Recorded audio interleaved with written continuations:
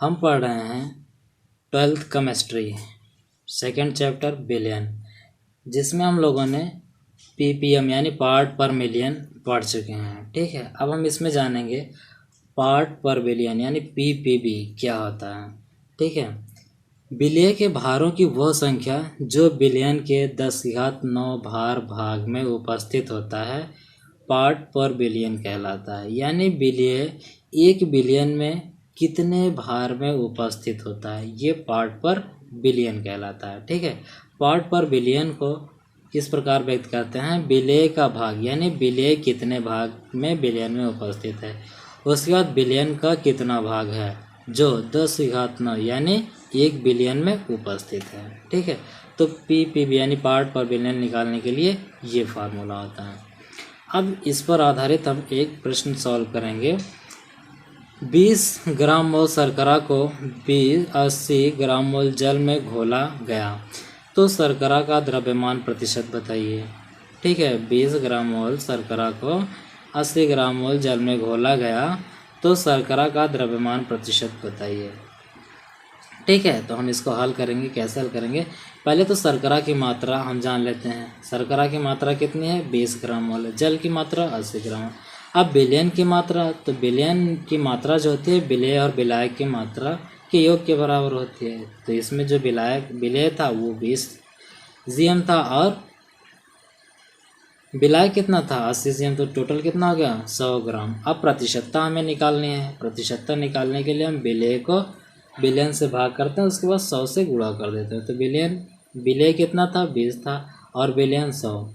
ठीक है, इसको 100 से हमने गुणा कर दिया, 100 और 100 ये कैंसिल हो गया, तो प्रतिशतता कितनी आ गई 20%। ठीक है, तो शर्करा का द्रव्यमान प्रतिशत कितना आ गया 20%। अगला प्रश्न देखते हैं।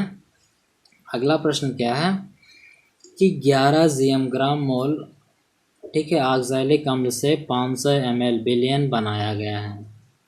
ठीक, इस बिलियन का घनत्व 1.1 ग्राम मोल पर ml हो तो ऑक्सैलिक अम्ल के बिलियन का द्रव्यमान प्रतिशत बताइए। ऑक्सैलिक अम्ल की मात्रा 11 ग्राम मोल।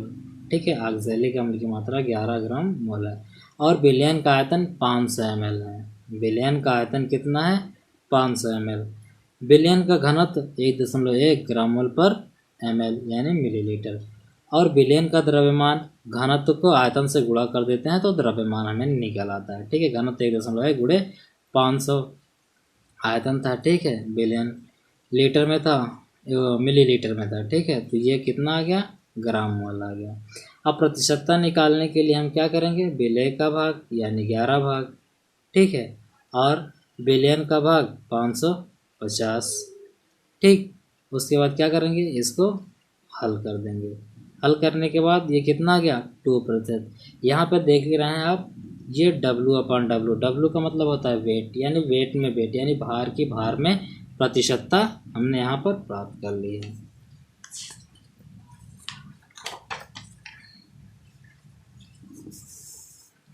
अगले प्रश्न में लिखा है कि 2% W/V यानी भार में आयतन की प्रतिशतता। ठीक है, भार में आयतन वॉल्यूम की प्रतिशतता 2% NaCl बिलियन के 400 ml को बनाने में कितने ग्राम NaCl की आवश्यकता है।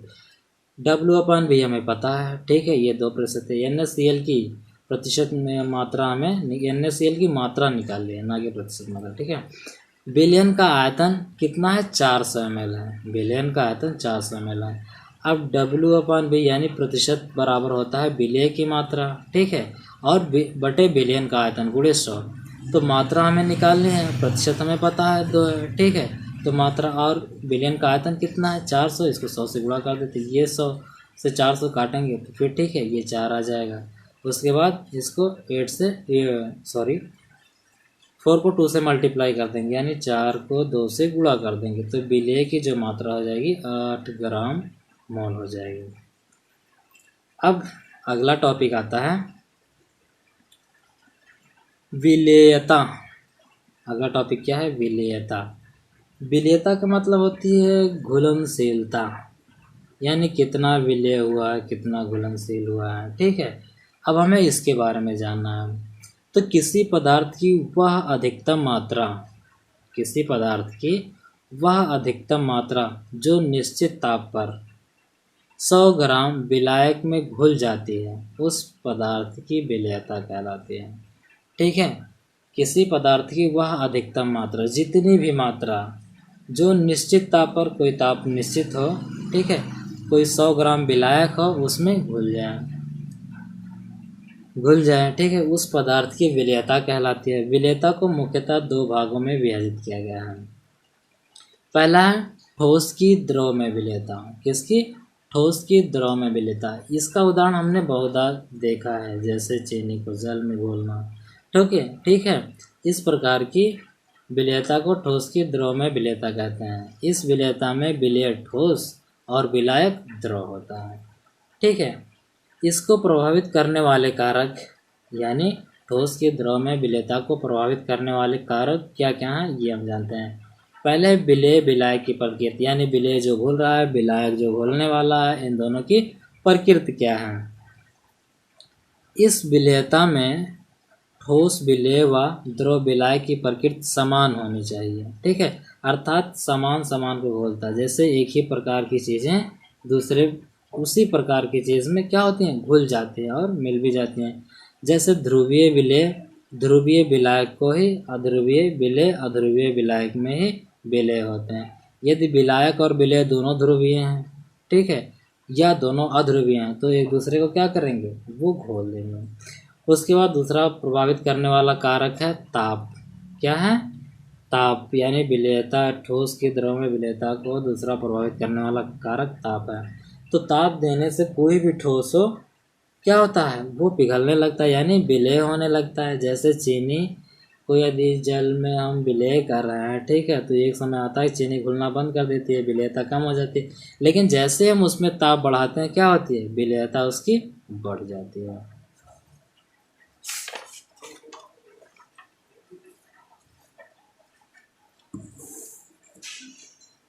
ठोस की द्रव में विलेयता को प्रभावित करने वाला तीसरा कारक है दाब। ठीक है, दाब का ठोस की द्रव में विलेयता पर कोई प्रभाव नहीं पड़ता, क्योंकि ठोस एवं द्रव दोनों अत्यधिक असंपीड्य हैं। असंपीड्य यानी ठोस को बहुत ज़्यादा दबाया या कंप्रेस नहीं किया जा सकता, और द्रव भी इसी तरह से है, इसको भी बहुत ज़्यादा दबाया कंप्रेस नहीं किया जा सकता। इसीलिए क्या करते हैं, दाब पर ठोस की द्रव में विलेयता पर कोई भी प्रभाव नहीं पड़ता है। अगला है गैस की द्रव में विलेयता। ठीक है, अभी तक ठोस का द्रव में विलेयता, अब गैस की द्रव में विलेयता। इसमें गैस विलेय व द्रव विलायक होता है, जिसमें गैस की द्रव में विलेयता को अवशोषण गुणांक द्वारा व्यक्त किया जाता है। गैस की द्रव में विलेयता को अवशोषण गुणांक द्वारा व्यक्त किया जाता है। इसको प्रभावित करने वाले कारक, इसको गैस की द्रव में विलेयता को प्रभावित करने वाले कारक, पहला कारक है विलेय विलायक की प्रकृति। ठीक है, जो उसमें था ठोस के द्रव में विलेयता के लिए। ठीक है, पहले तो प्रकृति दोनों में जरूरी है। विलायक से अभिक्रिया करके यौगिक का निर्माण करने वाली गैसें, अर्थात विलायक में आयनित होने वाली गैसें द्रव विलायक में अधिक विलेय होती हैं। यानी जो द्रव विलायक होते हैं, यदि गैसें उसमें घुल के आयनित हो जाती हैं तो फिर उसमें अधिक विलेय होती हैं। ठीक है, जैसे HCl, NH3, CO2 आदि जल में घुलनशील हैं। क्या है, जल में घुलनशील है, क्योंकि ये गैसें जल से अभिक्रिया करके आयनित हो जाती हैं। जैसे HCl + H2, ये क्या है, HCl आयनित होकर H3O+ और Cl- बनाएगा, और NH3 ये जल में घुलकर क्या बनाएगा, NH4OH, जो आयनित फॉर्म में NH4+ या OH- बना लेगा। अगला प्रभाव है ताप का प्रभाव। अगला प्रभाव है ताप का प्रभाव, यानी ताप बढ़ाने से गैस की द्रव में विलेयता घटती है, क्योंकि ऊष्मा मुक्त होती है। ताप बढ़ाने पर क्या है, द्रव में गैस की विलेयता घटती है। आप ऐसे ही जान लीजिए, गैस को आप गर्म करेंगे तो गैस द्रव में घुलने के बजाय और अधिक ऊर्जा लेकर वो उड़ जाएगा या दूर हो जाएगा। एक प्रश्न इसी से पूछा जाता है अक्सर कि ताप बढ़ाने से द्रव में गैस की विलेयता घटती है क्यों? तो इसका उत्तर है ऊष्मा मुक्त होने के कारण या ऊष्माक्षेपी अभिक्रिया के कारण ऐसा होता है। अब दाब का प्रभाव। ठीक है, गैस की द्रव में विलेयता का दाब का प्रभाव। दाब बढ़ाने से गैस की द्रव्य विलेयता बढ़ जाती है। दाब बढ़ाने से गैस की द्रव्य विलेयता बढ़ जाती है। ठीक है, विलेयता पर आधारित हेनरी ने एक नेम दिया जिसको हम इसके बाद देखते हैं, और उसी को हेनरी का नियम कहा गया। क्या कहा गया? हेनरी का नियम। चलिए हम जान लेते हैं कि हेनरी का नियम क्या होता है। हेनरी ने कहा था स्थिर ताप पर किसी गैस की द्रव में विलेयता गैस के दाब के समानुपाती होती है। ठीक है, स्थिर ताप पर किसी गैस की द्रव में विलेयता, किसी गैस की मात्रा भी कह सकते हैं, स्थिर ताप पर किसी गैस की मात्रा की द्रव में विलेयता गैस के दाब के समानुपाती होती है। यहाँ m समानुपाती p। ठीक है, और या लिख सकते हैं m बराबर KH इंटू P।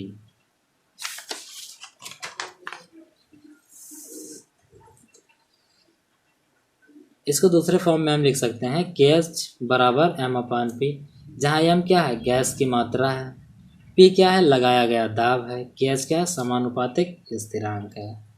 अब हमें पता है कि स्थिर ताप पर गैस द्वारा लगाया गया दाब उस विलयन में उपस्थित की मोल भिन्न के समानुपाती होता है। क्या पता है कि स्थिर ताप पर गैस द्वारा लगाया गया दाब उस विलयन में उपस्थित की मोल भिन्न के समानुपाती होता है। यानी जो दाब लगाया जा रहा है गैस पर, वो विलयन में उपस्थित मोल भिन्न के समानुपाती होता है। मोल भिन्न, ठीक है, मोल भिन्न को जाई से डिनोट करते हैं। तो ये दाब है, दाब प्रोपोर्शनल यानी समानुपाती जाई। अब यहाँ पर एक समानुपातिक नियतांक रख दिया गया है K-H। ठीक है, तो P इज इक्वल टू यानी P बराबर K-H या K-H बराबर P/X, जहाँ P क्या गया है? P क्या है? लगाया गया दाब, या जाई क्या है? गैस की मोल भिन्न। ठीक है, जाई या अधिकतर लोग X का प्रयोग करते हैं। और K-H क्या? ये हेनरी स्थिरांक है। उपरोक्त समीकरण से गैस के मोल भिन्न जाई के मान में कमी होने पर KH के मान में वृद्धि, अर्थात गैस की विलेयता में कमी हो जाती है। ठीक है, हेनरी नियम के उपयोग। हेनरी नियम का उपयोग सोडा वाटर की बोतल में CO2 गैस का प्रवेश। ठीक है, सोडा वाटर की बोतल में हम CO2 गैस का प्रयोग करते हैं, और CO2 गैस क्या होती है? सोडा वाटर में घुल जाती है। और गोताखोरों के सिलेंडर में O2 + N2 + He गैस का प्रवेश। इसमें क्या होता है? गोताखोर के सिलेंडर में उपस्थित ऑक्सीजन उच्च दाब पर रक्त से क्रिया कर संकुल बना लेती है। ठीक है, उच्च दाब जब होता है तो रक्त से क्रिया करके क्या बना लेती है? संकुल, जिससे क्या होता है? व्यक्ति के शरीर में जकड़न उत्पन्न हो जाती है। अतः सिलेंडर में उपस्थित नाइट्रोजन बुलबुले के रूप में बाहर निष्कासित हो जाता है। वह हीलियम गैस के कारण व्यक्ति का शरीर हल्का होकर सतह पर आ जाता है।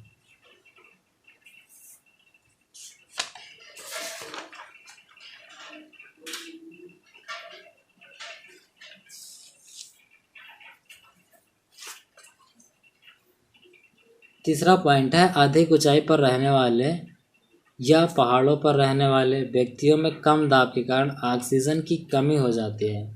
अभी हम देखते हैं कि जब लोग पहाड़ों पे जाते हैं तो उन्हें सांस लेने में दिक्कत होती है, इसीलिए क्या होता है कि उनके शरीर में ऑक्सीजन की कमी हो जाती है, जिससे पर्वतारोही या वहाँ पर रहने वाले व्यक्तियों में एनाक्सिया रोग उत्पन्न हो जाता है। कौन सा रोग उत्पन्न हो जाता है? एनाक्सिया।